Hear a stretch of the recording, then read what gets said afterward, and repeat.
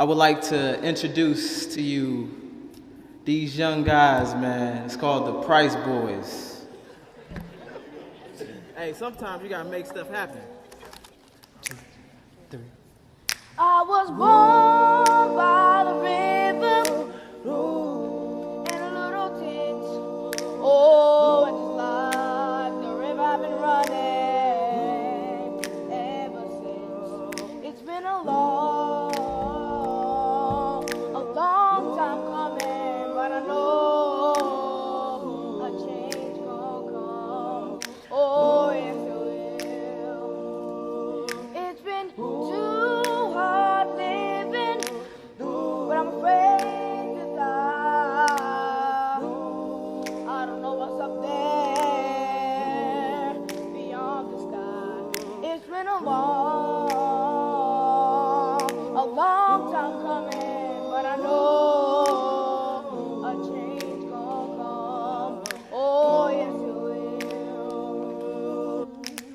Then I go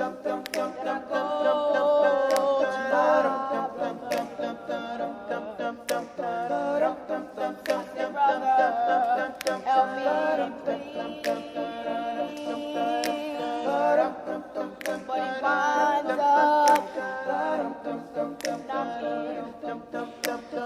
But he winds up knocking back on my knees. Oh,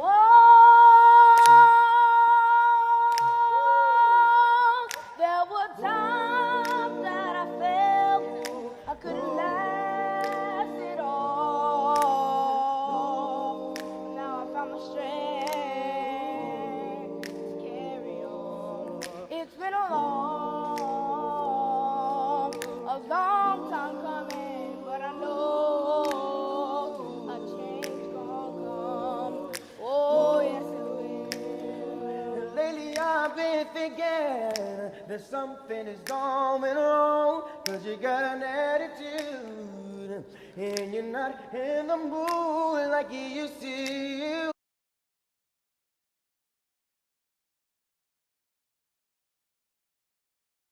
I forgot somebody, the smooth criminal right here, Mr. DeAndre. I give it up from Teen Empowerment.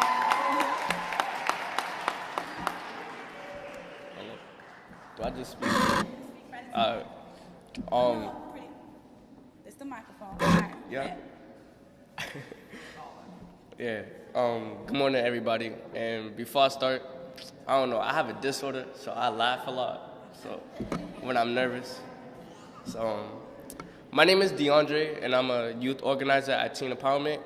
And I want to talk to y'all about poverty and how it really impacted on our lives. And it's really hard, because it's dependent on either if you living in a house or not, or good educational opportunities. And I want to get a little personal and tell y'all about my life. My mom, my sister, and me live in a subsidized apartment in Roxbury. Our rent is only $1,200. Well, I think it's only $1,200. I don't know. So I don't think it was a big deal to me, because I was a little kid and I used to go to school, so I just spend money on anything. Then my sister got a job come out. She saw my mom struggling with the rent. She got a job at Primark. Then a few weeks later, we got a letter saying that our rent is going to be raised to $1,450. I got the letter. I tossed it to my mom. I was like, all right, here, housing send you a letter. I don't know any better. I just went to my room and played Xbox. So then they started working together, and they were still struggling. So I went to Teen Empowerment and I got a job. We got another phone call. Housing said that our rent is going to be raised to $165. Now we're struggling to pay the rent check to check, and it was kind of hard. So when I think of all that happened to me and my family, and one word pops in my head is poverty. This system is helping some families out when they live in check to check, but it's really not doing enough. I'm sharing this with you because we need to change, and it's up to us to do what we can to make that change. How much poverty we have is decided by who fills up this State House and also the White House in Washington. The ones that deciding whether we'll get the chance to go to college or we will be living on the streets. So the government make those decisions, but we make the decisions about who gets to be our leaders. Joining Opportunity Youth United is a good step, is helping to get the power to change the world and get away from poverty. Thank you.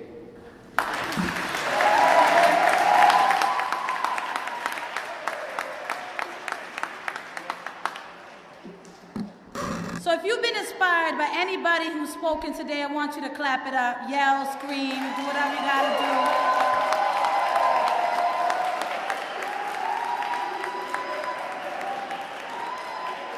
Yeah, that's what I like. Give it up for the teen empowerment, mass vote, youth build. Who else we heard from? City Year Up.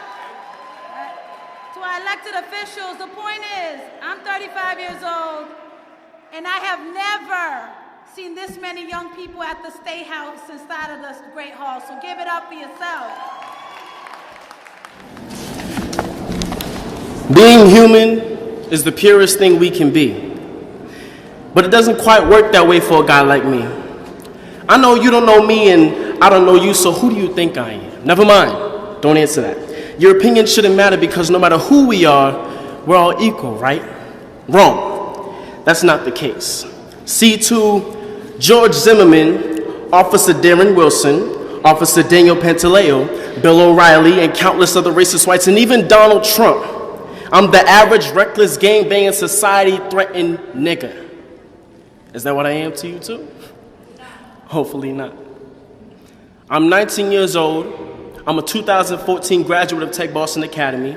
I'm a signed artist. I'm an uncle of 2, a brother of 6, and a friend to many. I love to read, study philosophy, and write poetry, and I consider myself an activist for justice. My purpose in life is to be a messenger of peace through my music, my words, and my actions. But according to someone's outrageous statistics, I'm at the age where I'm most violent just because I'm a black male. Society seems to think my culture encourages that type of behavior. The Black Lives Matter movement is seen as radical, rioting out-of-place black folks who are angry for no reason. I'm sorry. You'll have to excuse us for being so oppressed with almost 500 years of injustice under our belts. But there's no racism in America, right? At least people like Donald Trump, Bill O'Reilly, and many other rich people don't think there is. They don't want to be looked at as one. To them, there are no cops that intentionally kill young black men. To them, there is no news media that bashes my people. To them, there are no politicians that ignore our oppression. They are completely avoiding everything they're supposed to be responsible for. But me, I can't avoid the realities I face every day. For I am Trayvon Martin, I am Mike Brown, I am Eric Gardner, I am Kendrick Johnson. I was born August 28th, which is the same day Emmett Till was murdered for making a comment to a white girl in Mississippi in 1955. So yes, I am Emmett Till.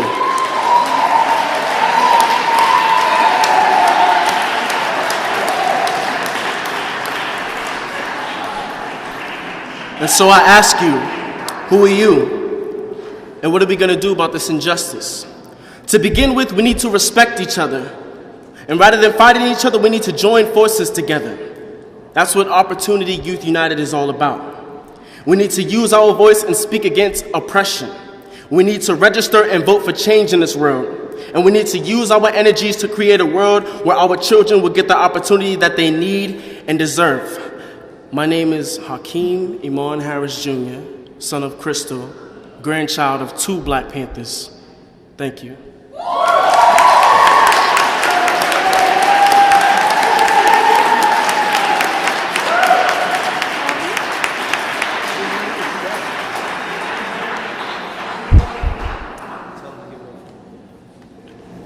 Can I get another round of applause for Keem, please?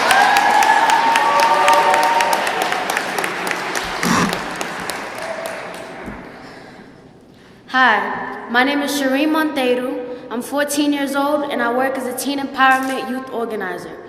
I want to talk about a struggle we face in this community, let alone country. which is the relationship between youth and police. Many news articles and protests have been made circling this topic, yet it hasn't been resolved. Teens from all over the country have been victims of crimes and stereotypes, and police are being bashed and shamed for doing their job. What can be done to build better relationships between teens and police? Stopping the stereotypes and assumptions, meaning cops stop assuming that every male of color is armed and dangerous, and teens stop assuming that every cop will abuse their power. This also needs to be heard on a national level, because wars have been started and it's time for those wars to be ceased. Politicians and legislative officials need to stop pushing this issue aside and need to take positive action to deal with it. Imagine our community if police and youth had a positive bond. Close your eyes and think about it. Y'all thinking? Great. Now, imagine our entire country if police and youth from everywhere were given the time and resources that they needed to build that positive bond. In order to make this happen, the government needs to fund youth leadership programs that can work to improve police-youth relationships. I know this work isn't easy, but I know it can be done because I've done it. So I say, think big, dream big, and the outcome will be big. Thank you.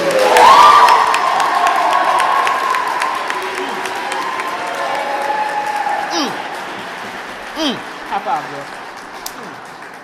Give it up one more again for Serene. She did it big. She thought big, she dreamed big, and she did it big. All right. Do I want to introduce a young lady? Her name is Jade. She's a powerful youth organizer at Teen Empowerment. And so I would like to have her come up here and so she can speak to education. Hi, my name is Jade and I'm a Teen Empowerment youth organizer. Thank you.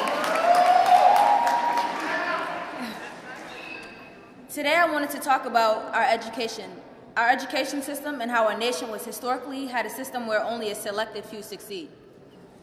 I personally feel like knowledge is the way to get true success. The ability to create knowledge is the most powerful thing that humanity has created on this earth. In life, there are tons of things you can receive, from money, a promotion, or even a new car. But these things can all be taken away from you because they are examples of temporary happiness. However, knowledge is unstoppable, and once you get it, no one can take it away from you. But I don't feel like the government is giving us the chance to acquire the power of knowledge that we need to succeed in today's society.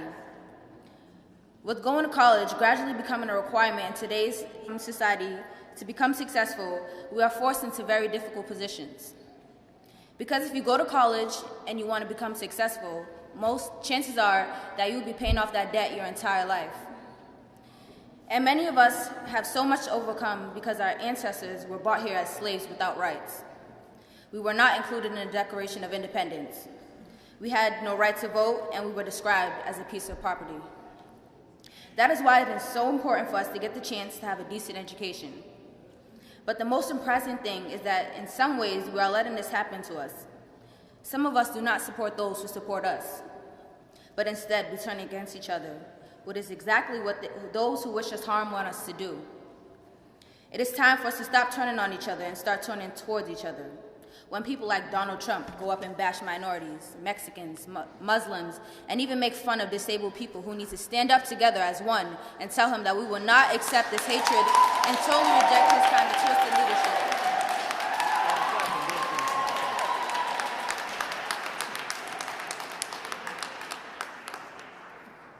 We will stand up together as one and tell him that we will not accept his hatred and totally reject his kind of twisted leadership. So what I am asking for my people is to invest in our future. Our government, like those in Canada, France, and England, should provide us with money to go to universities, colleges, and have good high schools to provide better education so our youth can stay off the street. I would also strongly speak out to break down racial stereotypes wherever they are expressed. And our city and our state needs to invest more in year-round jobs for our youth so that we have money to save and take care of ourselves, which will lower crime and violence in our community.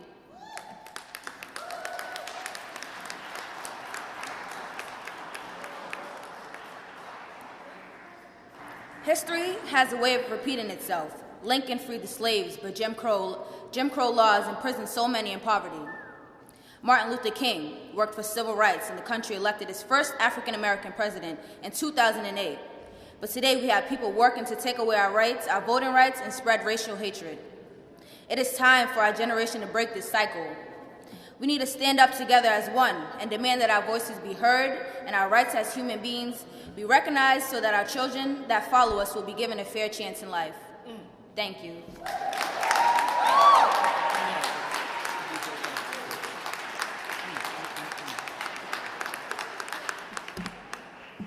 I told y'all she was powerful. Y'all ain't want to believe me. Just saying. All right, pass it off to Manny.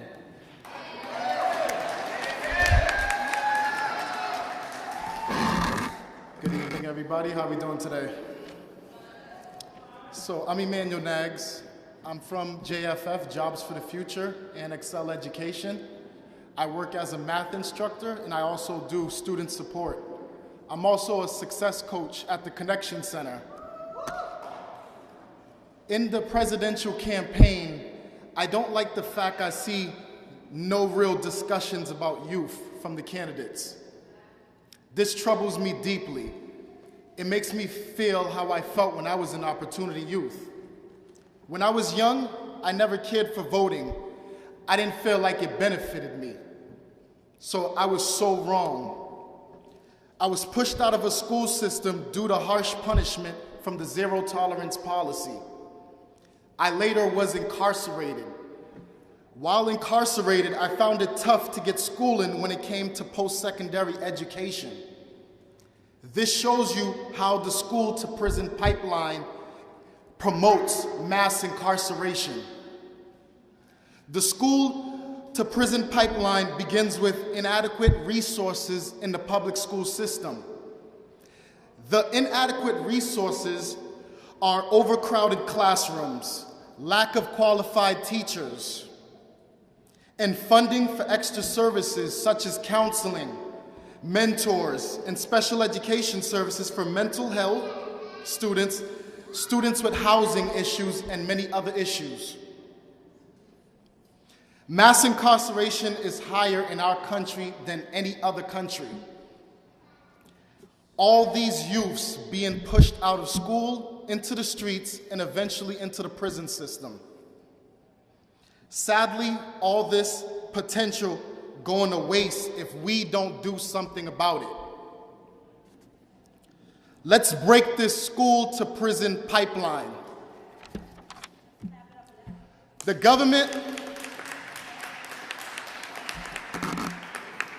government likes to make decisions for youth without the youth. That's a problem.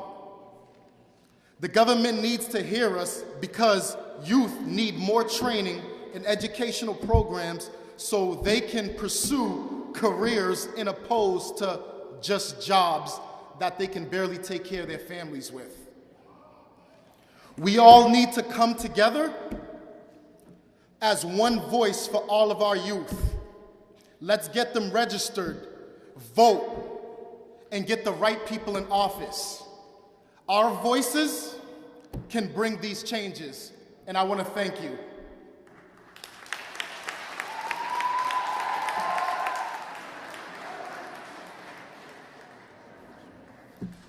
As y'all see in the back, we had the young people dressed up in prison suits, and then we had the young person step up with the cap and gown. If you saw that imagery, that was a powerful imagery from the school-to-prison pipeline. Briefly, I just want y'all to know that I had a father that was incarcerated for 30 years. He got locked up at the age of 20, and the reason being is because he didn't have access to opportunities, and because of that, he got stuck in the prison system. 30 years of his life in prison. Same thing happened to my younger brother. He served 10 years of his life in prison, and it started from the school system. He got expelled, they got suspended, and then they ended up in the prison system. We got to do something about this, y'all. We can't just let this slide. That's why it's important for us to be here right now, today, to make something happen. And this is a start, because you're here right now.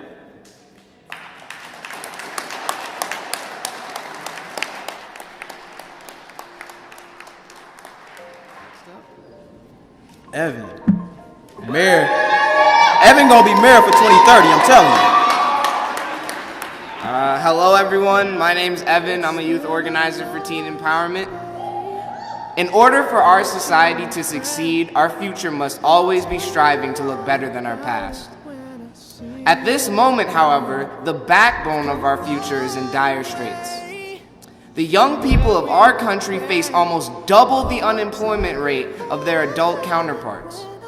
In order to bring change, we must shed light on the plight of the young working class. The Brookings Institute conducted a study of unemployment rates among youth and the factors associated with it.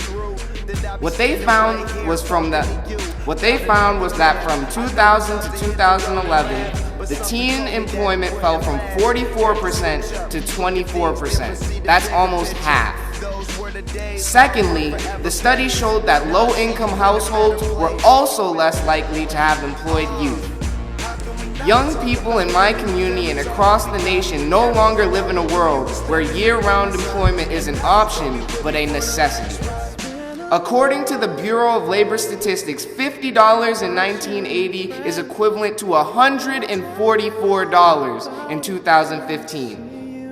While minimum wage has only increased minutely and sporadically across the country since 2009, if at all. So in many cases, we must take some of the breadwinners' responsibility in our own homes, as well as for our own personal future and use. We can also not ignore the experience and skills we gain from having a job as well. The Brookings study also saw that youth who were employed the previous year were more likely to be employed again. A job is also something that should be able to be relied on. DeAndre's rent does not go away in the winter, and neither should his job employment opportunities. Summer jobs are a temporary solution to a constant problem and cannot be seen as a resolution to close the book on the issue.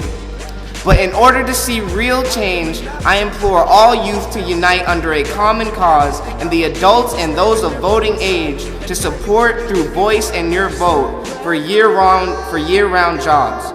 Thank you.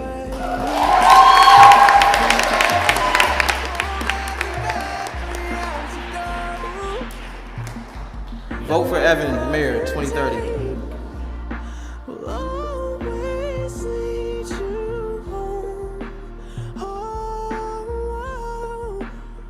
It's been a long day without you, my friend, and I'll tell you all about it when I see